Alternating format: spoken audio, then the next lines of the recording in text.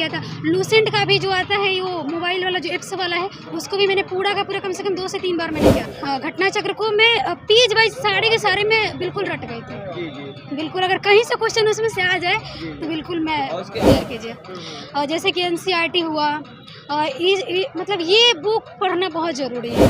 उसके अंदर मैंने सहजता, धैर्यता और चीज़ों को एक नहीं होता कि ठीक है हम कर लेंगे, ये चीज़ें अंदर से आनी चाहिए। मतलब उसके बाद जो मंथली वाइज जो यूट्यूब पर वीडियो वगैरह है, उसको मैं देखा करती थी हमेशा। हेलो दोस्तों, नमस्कार। स्वागत है एक बार फिर से एक नए वीडियो में। दोस्तों, जैसा कि आप लोग जानते हैं 67 BPSC का इंटरव्यू स्टार्ट है और मैम अभी आए इंटरव्यू देकर। चलिए जानते हैं मैम से क्या क्या प्रश्न पूछा जा रहा है और साथ साथ जानेंगे BPSC प्रीलिम्स के लिए एक ऑथेंटिक स्ट्रेटजी क्या होनी चाहिए और जो 69 BPSC के छात्र प्रीलिम्स के बाद मेंस के लिए अपीयर हो रहे हैं उनके लिए क्या एक सुपर प्लान हो, एक आंसर राइटिंग करने के लिए बेस्ट स्ट्रेटजी क्या हो, मतलब अभी से किन किन चीज़ों पर फोकस करें। सो मैम हमारे तरफ से और जो छात्र वीडियो देख रहे हैं उनकी तरफ से आपको बहुत बहुत शुभकामनाएं। Thank you sir. और सबसे पहले मैम आपसे हम जानेंगे कि आपका नाम क्या है और आप कहाँ से हैं। मेरा नाम प्रियंका कुमारी हुआ और हम सारण जिला से हैं। सारंग जिला, छपरा जो है सारंग। जी जी। सबसे अब मैम आपका मीडियम और ऑप्शनल क्या रहा है। मेरा मीडियम हिंदी है, ऑप्शनल मेरा हिस्ट्री है। एजुकेशन बैकग्राउंड में जी, एजुकेशन बैकग्राउंड यानी क्या आपका BA है, BSc है, क्या मैंने BA किया है। जी, किस हाँ। सब्जेक्ट से। और ज्योग्राफी से किया है। जी, और थोड़ी सी बातें करेंगे कि ठीक है, थोड़ी सी बातें करेंगे कि जो आपने मतलब अभी इंटरव्यू देकर आ रहे हैं, जो प्रश्न आपको रिकॉल हो रहा है थोड़ा बताइए। सबसे पहले तो हम गए तो उन्होंने पूछा कि कब आपने ग्रेजुएशन किया है, उसके बाद आपका ऑप्शनल क्या है और ज्योग्राफी। मैंने उनसे बताया कि ज्योग्राफी मेरा नहीं, मैंने बताया कि ज्योग्राफी से मैंने किया, ऑनर्स किया हुआ है। तो फिर हिस्ट्री से बहुत सारे उन्होंने क्वेश्चन किया, सबका लगभग सबका आंसर दिया।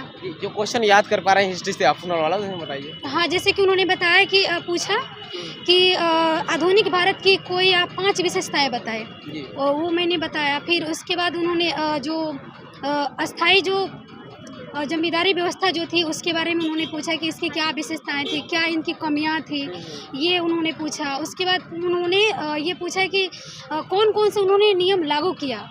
हाँ, उसके बाद उन्होंने सिख संप्रदाय जो है उससे उन्होंने क्वेश्चन किया। और अभी तो इतना मेरे को करंट से चीज़ें जो हाल फिलहाल चल रही है, इंडिया इजराइल कॉन्फ्लिक्ट, ऐसे कोई चीज़ें G20 से ऐसे कुछ वो सब मुझसे नहीं किए गए। बस जैसे कि दूध उत्पादन में सबसे ज़्यादा कौन देश है कि या राज्य कुछ देश, तो मैंने बताया। फिर उसके बाद अमूल जो अभी है जो अमूल डेयरी, हाँ अमूल डेयरी है, उसके बारे में उन्होंने पूछा। और उसके बाद मुझसे हॉबी के बारे में पूछा। आपकी हॉबी क्या रही है। वो तो मोटिवेशनल सॉन्ग सुनना है। बस ये थोड़ी सी आप बातें करेंगे कि मतलब अभी मैम जो प्रीलिम्स देख रही हैं कि 69 BPSC प्रीलिम्स हुआ था तो लगातार जो है कि लेवल ऊपर की तो और ऊपर उठता जा रहा है, UPSC के समान पैटर्न फॉलो कर रही है। तो कैसे एक तैयारी मतलब कैसे की जाए। पहले तो ये है कि बेसिक जो कॉन्सेप्ट है उसको क्लियर कीजिए। जैसे कि NCERT हुआ, मतलब ये बुक पढ़ना बहुत ज़रूरी है। और उसके बाद डेली करंट अफेयर्स वगैरह देखिए, क्योंकि अभी जो क्वेश्चन जो आया था, अभी जो हुआ था PT, बहुत पहले का भी उसमें था क्वेश्चन। जैसे स्वामित्व योजना था, बहुत पहले चर्चा में बना हुआ था। तो डेली करंट अफेयर्स के लिए डेली आप न्यूज़पेपर को देखना बहुत ज़रूरी है। एक कम से कम राज्य लेवल का, एक नेशनल लेवल का, इससे कवर हो जाएगा। और भी मैम जैसे जो छात्र करंट अफेयर्स के लिए क्या मैगजीन फॉलो करें, जो बुक लिस्ट रिसोर्सेज आपने फॉलो किया उससे थोड़ा बताइए। मैंने तो सिर्फ मैं डेली न्यूज़ पढ़ती थी। मेरा दैनिक जागरण ये सब। हाँ, ये मैं दैनिक जागरण ही पढ़ती थी। और उसके बाद जो मंथली वाइज जो यूट्यूब पर वीडियो वगैरह है उसको मैं देखा करती थी हमेशा। चैनल से मैम आप देखें, प्रमोशन नहीं है, किसी का भी बता सकती जो आपने पढ़ा था। ऐसे तो मैंने बहुत सारे चैनल का ये, लेकिन उत्कर्ष क्लासेस जो है उसको मैं देखती थी। हाँ, ट्रिक से जो GK ट्रिक करके कोई है, पता नहीं उनका नाम क्या है, ये नहीं पता, लेकिन मैं उनको देखती थी। दृष्टि का भी मैं देखती थी। बस और भी सारी चीज़ें जैसे कि जैसे ज्योग्राफी के, हिस्ट्री के लिए, पॉलिटी के लिए, मतलब क्या आप कौन सी बुकें पढ़े थे। देखिए, हिस्ट्री के लिए NCERT मैंने पढ़ा था। और किस क्लास की। 6 to 12 तक मैंने पढ़ा था। प्रॉपर नोट्स भी बनाया था।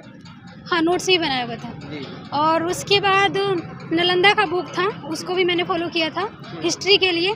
और उसके बाद घटना चक्र को मैंने देखा था। हाँ, घटना चक्र को मैं पेज वाइज सारे के सारे मैं बिल्कुल रट गई थी। बिल्कुल, अगर कहीं से क्वेश्चन उसमें से आ जाए तो बिल्कुल मैं और उसके आप अंडरलाइन भी कर देते हैं। बिल्कुल। अब मैम थोड़ी सी आप जब घटना चक्र की बात करते हैं तो हम भी एक स्टूडेंट्स हैं, और मतलब जो चीज़ें मतलब जो क्वेश्चन रहता है, तो मतलब जो PYQ रहता है, जो ऑब्जेक्टिव क्वेश्चन रहता है, केवल उन्हें पढ़ें या फिर जो नीचे डिटेल में दिया रहता है एक्सप्लेनेशन, उसे भी पढ़ना चाहिए? नहीं, उसे ही पढ़ना चाहिए। इससे क्या होता है ना कि चीज़ें बहुत दिनों तक दिमाग में बन मतलब कि क्या कहते हैं उसको, दिमाग में सेव हो जाती हैं, इसलिए उसको भी पढ़ना चाहिए। घटना चक्र सभी सब्जेक्ट की, जैसे हिस्ट्री, पॉलिटी, इकोनॉमिक्स के लिए, कि या फिर केवल वन? मैं तो लगभग सबका मैंने किया था। हाँ, सबका मैंने किया था। लूसेंट का भी जो आता है वो मोबाइल वाला जो एक्स वाला है, उसको भी मैंने पूरा का पूरा कम से कम 2 से 3 बार मैंने किया था। उसको भी टेस्ट मैंने दिया था। RPCR BPSC में कौन सा प्रयास है आपका? और ये मेरा सेकंड है। इससे पहले आप कहाँ तक पहुँचे थे? इंटरव्यू दिया था मैंने। हाँ, तो इस बार आपने क्या इम्प्रूव किया था, मतलब पिछले ईयर्स की कंपेयर में आपने कहाँ इम्प्रूव किया था, जो इस न्यू स्टूडेंट्स को उन गलतियाँ मिस्टेक नहीं करनी चाहिए? देखिए, मेरा इंटरव्यू तो काफ़ी अच्छा गया था, उसमें नंबर भी काफ़ी अच्छे थे। मेन से थोड़ा सा जो DIJ क्वेश्चन जो होता है वो मेरा गड़बड़ मतलब मिस्टेक हो गया था, जिसकी वजह से मेरा रिजल्ट नहीं हो पाया, लेकिन इस बार मैंने किया है सुधार। थोड़ी सी बातें करेंगे कि आप एक गर्ल्स कैंडिडेट हैं और कहीं ना कहीं उनके लिए एक रोल मॉडल भी है, उन्हें क्या सजेशन देना चाहेंगी एज ए मोटिवेशन के तौर पर? खास करके अगर इंटरव्यू की बात करें तो वो जो भी पढ़े हैं बिल्कुल सफिशिएंट है। वो डायरेक्ट आए एकदम से कूल माइंड होकर के, क्योंकि यहाँ के जो भी बोर्ड मेंबर हैं वो काफ़ी पॉजिटिव हैं। यहाँ तक तो 1-2 क्वेश्चन जब मुझे नहीं आ रहा था ना तो हेल्प भी कर रहे थे, बता भी रहे थे। सो मैं तो बिल्कुल फैमिलियर मुझे वो लग रहा था जी। जिससे आप मॉक रियल इंटरव्यू आज आपने दिया, इससे पहले मॉक इंटरव्यू देकर आई थी? एक मैंने दिया था एडिटोरिया में, उसके बाद मैंने कहीं नहीं दिया। डिफरेंस बिटवीन मतलब मॉक इंटरव्यू और रियल इंटरव्यू के बीच क्या अंतर है? बहुत ज़्यादा बहुत ज़्यादा डिफरेंस है। थोड़ा सा मैं अगर एक्सप्लेन करें तो क्या मॉक इंटरव्यू में ज़्यादा टफ होता है? हाँ, वो लोग थोड़ा सा काफ़ी लोग टफ क्वेश्चन भी करते हैं, और लेकिन यहाँ की तुलना मतलब यहाँ से तुलना किया जाए तो काफ़ी मैंने वो लोग टफ क्वेश्चन करते हैं, और यहाँ पे अच्छा है। मैंने एक लास्ट क्वेश्चन आपसे रहेगा कि मतलब छात्र कहीं ना कहीं डाइवर्ट हो जाते हैं, नहीं होता है तो कि हम की प्लान भी सोचने लगते हैं और 1 साल तैयारी करते भी छोड़ देते हैं, उनके लिए क्या सजेशन रहेगा आपका? देखिए, सबसे बड़ी चीज़ ये है कि मोटिवेशन तो उनके अपनी सिचुएशंस हो सकता है, लेकिन हमेशा ये अपना गोल जो होना चाहिए सामने होना चाहिए।